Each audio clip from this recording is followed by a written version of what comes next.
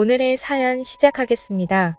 인간관계에 있어서 신뢰가 가장 중요하다는 말 아마도 다들 들어보셨을 겁니다. 누구보다 더 제 아내를 믿고 있었고 또한 제 절친까지 믿고 있었기에 이런 일이 생길 거라고는 생각도 못했습니다. 애초에 제 친구에게 아내를 소개시켜줬던 것도 저였으니 어디 가서 탓도 못하겠네요. 정말 옛날 유명했던 노랫말처럼 제 아내를 믿었던 만큼 제 친구도 믿었던 거죠. 아니 애초에 믿을 필요조차 없는 일이지 않을까 싶네요.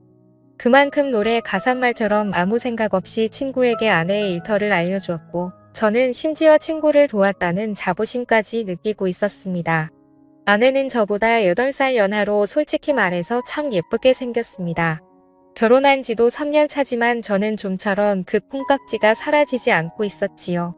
지금은 뭐 말할 것도 없습니다만 제 아내는 국내에서도 유명한 미대를 졸업했습니다. 졸업할 때는 그래도 주변에 같이 공부하던 친구들과 해서 갤러리를 빌려 전시회도 하고 촉망받는 젊은 신의 화가라면서 인터뷰도 하고 나름 전도유망한 화가였어요. 하지만 사실 미술이라는 게 돈이 많이 드는 일이더군요. 결국 제 아내는 현실의 벽을 넘지 못해서 화가의 꿈을 접게 되었고 당시 연애를 하고 있던 저와 결혼하게 되었습니다. 하지만 그래도 여태 배워온 게 있기 때문에 근처에 자리를 하나 얻어서 그림 같은 걸 그리면서 미술로 사람들의 심리치료를 돕는 그런 작은 화실을 열었습니다. 떼돈을 벌어오는 건 아니었지만 스스로 월세도 내고 생활비 조금 보태고 자기 용돈까지 낼 정도로 벌고는 있었습니다. 제 자랑은 아니지만 저도 나름 벌이가 넉넉한 편이었기 때문에 아내한테 무리해서 돈을 벌라고 요구할 것까진 아니었지요. 집안일이야 간단한 것들은 퇴근 후에 각자 도와서 하는 방법도 있었으며 조금 힘이 드는 일이 있으면 그때그때 사람 구해서 쓰고나 했습니다. 아내한테 집안일을 강요한 적도 없었습니다. 사람을 겉만 보고 평가하면 안 되는 일이지만 사실 제가 아내와 결혼하게 된 이유 중 하나가 아내의 미모가 상당했기 때문이었거든요. 그래서 저는 아내가 스트레스 받지 않고 하고 싶은 일 하면서 그 미모만 계속 갖고 나가기만 해도 좋다고 생각했습니다. 이러나 저러나 젊고 예쁜 와이프는 의뢰 저한테는 트로피 같은 역할도 해주거든요. 돈도 잘 벌고 와이프도 젊고 예쁜데 부럽다는 유치하지만 그런 식으로 사람들이 저를 부러워하는 게 좋았습니다. 제 친구 녀석 이야기를 안 할 수가 없네요. 저랑은 정반대의 성향을 가진 친구였습니다. 어려서부터 친하게 지냈는데 집이 가깝고 부모님끼리 서로 친했던데 그 친구와 더 빠르게 친해진 이유이기도 하겠네요. 어릴 때야 체격도 비슷비슷하고 그랬는데 그 친구는 커가면서 키도 커지고 운동신경이 좋아 최대에 진학을 했고 저는 공부를 잘해서 그쪽 길로 나갔지요. 어릴 적부터 같이 지내 오래 알아온 친구이긴 하지만 사실 서로 방향도 다르고 해서 사회인이 된 이후에는 자주 만나지는 않았습니다. 그런데 이 친구한테서 오랜만에 연락이 왔지요. 친구를 만나는 게 어려운 일이 아니니 기꺼이 저는 친구를 위해 시간을 냈습니다. 무슨 일로 이렇게 오랜만에 저를 찾았나 했더니 아니다 다를까 술이 한두 잔 들어가고 나니 마음에 있는 이야기를 꺼내더군요. 한동안 연락 없이 지내다가 무슨 소식이 있길래 저를 다 찾아왔나 했더니 자기가 결혼했다는 기쁜 소식을 전하더군요. 진심을 다해 잘 됐다고 축하해줬는데 친구 녀석 얼굴은 그닥 행복해 보이지 않았습니다. 남자들 입장에서는 봉잡았다고 할 정도로 잘 나가는 아내였어요. 전문직인데 어디 취직한 것도 아니고 자기 이름으로 개업해서 하고 있는데 저는 친구 녀석이 자랑하러 온 줄 알았는데 그게 아니더군요. 이 친구가 얼굴도 잘생기고 체격도 엄청 좋은 편이라서 어릴 때부터 동네방네 유명한 녀석이었습니다. 인기도 많아서 여자친구를 사귀었다 하면 다 연예인 뺨을 후려칠 정도로 예쁜 여자만 골라 만났어요. 당시에 저는 이 친구와 거의 붙어 살다시피 했는데 친구 녀석 여자친구가 예쁜 거에 대해서 어느 정도 자격지심도 가지고 있었고 부러워도 했습니다. 그래서 그런가 제가 성공하고 이렇게 잘 풀리고 나서 선택한 배우자도 외모만 보고 결정했다 봐도 무방하죠. 아무튼 친구 녀석한테 와이프 사진 좀 보여달라고 해서 봤는데 약간 의외였습니다. 와이프 되는 사람이 조금 평범하고 흔하게 생겼더라고요. 뭐 어느 정도로는 인정하는 게 친구 와이프가 전문직에 개업까지 했는데 얼굴까지 연예인급이면 저도 아마 부러워서 배가 아팠을 겁니다. 아무튼 어쩌다 보니 이 친구 신혼집이 심지어 저희 집 근처였어요. 그래서 다시 이 친구와 인연이 시작되게 되었던 거고요. 솔직히 제가 이 친구에 비해 모자란 건 체격과 외모 정도밖에 없었고 그동안 이 친구의 애인들 외모가 당시 제가 만나던 애인들 외모에 비해 한참 모자랐기 때문에 열등감을 가지고 있지 않았습니까? 그런데 막상 이 친구도 결혼을 하게 되었고 아무리 와이프가 돈을 잘 번다지만 저도 나쁘지 않게 벌고 있는 상황에서 밖에 부부 동반으로 만나면 제 아내가 훨씬 더 어리고 예쁘니 자신감이 솟더라고요. 그래서 일부러 친구네와 부부 동반으로 만남을 가질 적에는 사람들이 많은 곳을 선호했습니다. 주변에서 다들 제 와이프랑 친구 와이프랑 비교를 하겠지 생각하면서 괜히 이 친구에게 열등감을 느꼈던 제 자신을 달래주고 싶은 보상 심리였나 싶습니다. 그걸 떠나서 저도 그동안은 인간관계가 전부 다 일에 연관된 사람들 뿐이었는데 제 과거 열등감을 회복하는 걸 떠나서 이 친구랑 보내는 시간은 상당히 즐거웠습니다. 이미 서로를 속속들이 알고 있고 일이 끝나고 와서도 일과 관련된 이야기는 한마디도 할 필요가 없기 때문에 같이 보내는 시간이 나쁘지 않았지요. 괜히 어중이더중이들하고 친해지는 것보다 그래도 어려서부터 같이 오래 알고 지낸 친구가 더 좋다는 생각을 하게 되었습니다. 부부 동반으로 모임을 가지다 보니 사실 가장 중요한 건 제가 이 친구와 얼마나 잘 지내느냐 보다 와이프끼리 얼마나 잘 지내느냐가 관건이었지요. 사실 여자의 적은 여자라고 하지 않았습니까? 친구와 아내가 외모적으로 제 아내에 비해 많이 모자라는 편이라 아무래도 같이 만나거나 하는 걸 거리낌 없이 할 줄 알았는데 워낙 능력이 좋은 여자라 속이 좁은 사람은 아니었습니다. 자주 만나면 정이 든다더니 대화를 나눌 때 아내한테는 미안한 말이지만 솔직히 말하자면 대화에 깊이가 없는 와이프보다 친구 와이프가 더 말이 잘 통하더군요. 오히려 친구와의 대화 중에는 제 아내의 젊음과 미모를 질투할 거라 생각했던 친구 와이프가 아니라 제가 아내와 대화를 나누지 못하던 것이 친구 와이프에게 질투를 하더군요. 저가 빌미를 주긴 했지만 아내는 항상 부부 동반 모임에 가기를 싫어했습니다. 보다 놓은 보리자루가 되는 기분이라고 하더라고요. 그런데 하루는 제 아내가 친구 녀석과 대화를 시작하더군요. 그런데 둘이 잘 통하는 게 있는지 친구 와이프와 대화를 나누는 내내 제 아내가 깔깔거리며 웃는 소리가 들려오더군요. 하지만 친구가 제 아내와 대화를 나누고 있을지언정 그때까지는 저는 아무 생각도 없었고 별 걱정도 하지 않았습니다. 일단 친구 녀석 자체가 직업이 없고 제 아내는 딱히 하는 일 없거나 평범한 직장을 가진 남자들은 별로 취향이 아니었거든요. 그런데 하루는 친구가 약속을 잡으면서 그날만큼은 우리 둘만 만나면 어떻겠냐고 연락을 해왔습니다. 그래서 무슨 일인가 싶어서 알겠다 하고 약속 장소에 나갔지요. 친구 녀석은 조금 분위기가 우중충해 보였습니다.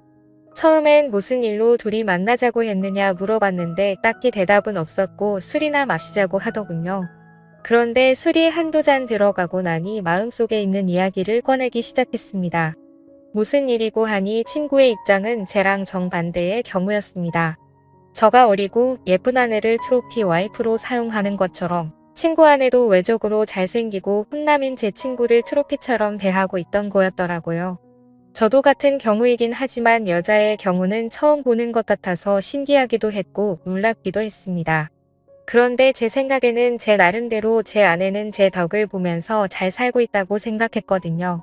친구 녀석도 와이프가 벌어다주는 돈으로 호의호식하고 집에서 편하게 놀고만 있는데 아쉬울 게 뭐가 있나 싶었지요. 그렇다고 이 친구가 과거에 쌓아놓은 게 많아서 뭐라도 될 만한 그런 녀석은 아니었거든요. 그런데 이 친구는 자기도 자기 나름대로 자아실현을 하고 싶어 안달이 나 있더라고요. 실제로 지 와이프를 설득해서 자금을 받아 사업도 잠깐 해봤답니다. 그런데 그거 망쳤는데 반년도 걸리지 않았다고 합니다. 그때 사업 망쳤는데 반년도 걸리지 않았다고 하고요. 어쩌다가 제가 여기 살고 있다는 걸 통해 알게 돼서 자기가 저한테 먼저 연락을 한 거라 하더군요. 그래서 한참 친구 녀석이 주저리 하는 걸 들어줬습니다. 요는 자기는 전업주부를 하는 게 싫은데 사업도 망쳤고 요즘 자신감도 없고 하는 일마다 외롭고 너무 힘들다는 겁니다. 아마 처음 다시 재회에서 결혼했다는 소식을 전할 때 그때도 얼굴이 행복해 보이지 않았던 게 그것 때문이었을 거라는 생각이 들더군요. 하도 우울해하니 조금 안 돼 보이기도 했습니다. 그리고 그때 제가 실수를 하게 된 것이죠. 제 와이프가 미술로 하는 심리치료를 하고 있으니 친구한테 거기를 한번 다녀보면 어떻겠냐고 권했어요. 아내도 딱히 그 일을 하면서 떼돈을 벌고 있는 것도 아니고 한데 친구 녀석 한번 받아보게 하고 경과를 본 뒤에 그걸 계속하게 둬도 될 만한 건지 판단해 볼 생각이었습니다. 친구는 처음에는 꺼려하더라고요. 자기가 미술이랑은 담쌓고 지내던 사람인데 그거 한다고 어디가 나아지겠냐면서 말이죠. 그렇게 한사코 거절하던 친구를 기어이 저는 아내의 곁으로 보내버린 거였습니다. 일주일이 지나고 몇 주가 지나고 한 달이 지나고 그러면서 종종 친구를 부부 동반으로 만나거나 따로 둘이 만나거나 했는데 이 친구가 목소리부터 자신감이 있는 게 몰라보게 달라지고 있던 겁니다. 가시적인 경과가 있어서 내 아내가 얼굴만 예쁜 줄 알았는데 능력도 있었구나 하면서 다시 보게 되었지요. 친구 녀석도 이제 주눅 들어 있지 않고 목소리도 크고 하니까 부부 동반으로 모이는 모임이 점점 더 즐거워졌어요. 그렇게 저는 아무것도 모른 채 시간만 흐르게 가만히 두고 있었지요. 결혼 기념일이 되어서 아내한테 깜짝 선물을 해주기 위해 준비를 했습니다. 꽃다발 손에 들고 회사에서도 일찍 나와 아내의 화방으로 향했습니다. 오랜만에 왜 그렇게 로맨틱해지고 싶었는지 모르겠습니다. 왜냐하면 아내 몰래 화방에 도착해서 문을 열었을 때 제 눈에 펼쳐진 건 두 마리의 짐승이 따로 없었습니다. 그 두 사람은 바로 제 아내와 제 친구의 모습이었거든요. 너무 충격을 받은 나머지 저도 모르게 살금살금 들키지 않게 뒷걸음질 쳐서 나왔습니다. 원래 그 자리에서 그 두 사람한테 호통을 치고 무릎을 꿇려도 모자랄 판인데 그럴 용기가 나질 않더군요. 오히려 그 상황에서 내 아내는 사실 나보다 내 친구와 더 잘 어울리는 게 아닐까 싶었습니다. 두 사람이 같이 있으니 선남선녀라서 그런가 한 폭의 그림 같다는 생각까지도 들었어요. 장소가 장소니만큼 그 두 사람은 갤러리 안에 전시되어 있는 현대 미술 같은 한 폭의 작품 같았습니다. 하지만 머리가 너무 아파왔어요. 집에 아무 일도 없었다는 듯이 퇴근 시간에 맞춰서 집에 돌아왔는데 아내는 그새 머리도 단정하게 빗겨져 있었고 그냥 천상 남편보다 일찍 일 마치고 돌아온 평범한 가정주부의 모습을 하고 있었습니다. 심지어 얼마나 친구 녀석과 좋았는지 그날이 결혼 기념일인지조차 잊고 있더군요. 두 사람의 결정적인 증거를 만드는 건 누워서 꼭 푸는 것보다 쉬운 일이었습니다.